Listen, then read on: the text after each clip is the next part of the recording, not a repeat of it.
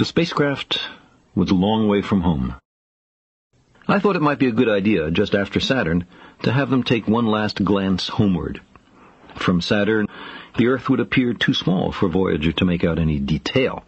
Our planet would be just a point of light, a lonely pixel, hardly distinguishable from the many other points of light Voyager would see, nearby planets, far-off suns.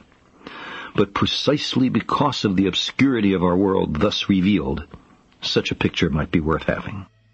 It had been well understood by the scientists and philosophers of classical antiquity that the Earth was a mere point in a vast, encompassing cosmos. But no one had ever seen it as such. Here was our first chance, and perhaps also our last, for decades to come.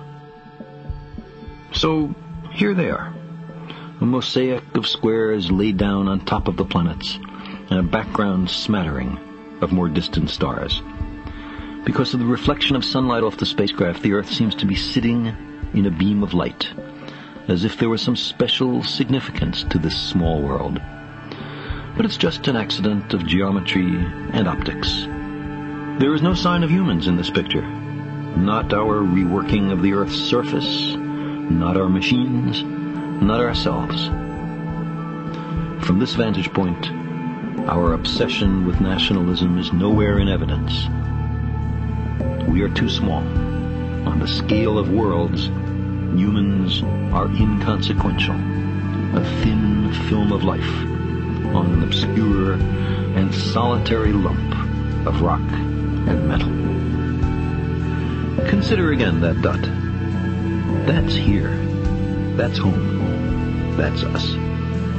On it, everyone you love, everyone you know, everyone you ever heard of, every human being who ever was, lived out their lives.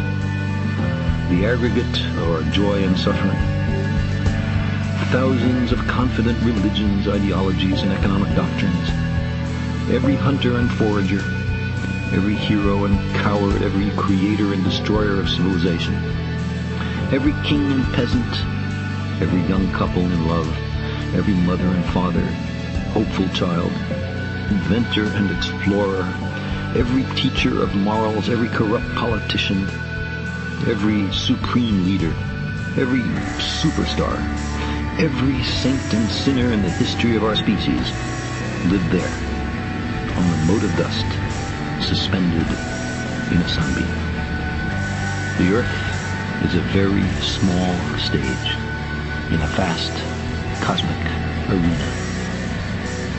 Think of the endless cruelties visited by the inhabitants of one corner of this pixel on the scarcely distinguishable inhabitants of some other corner.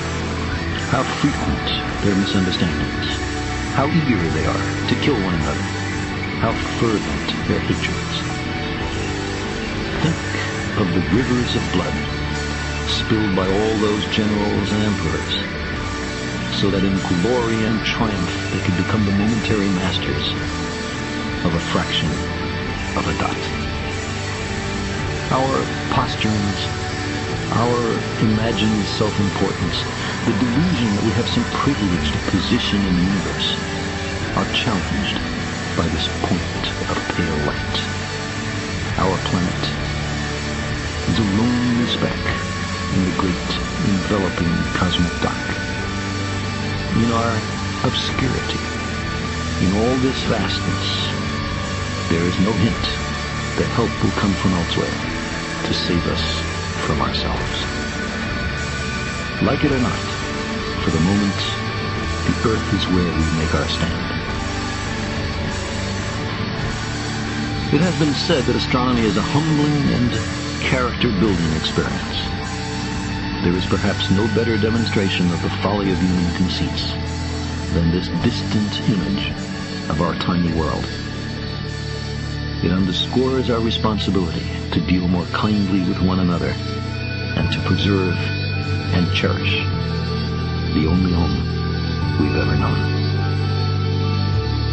The pale blue.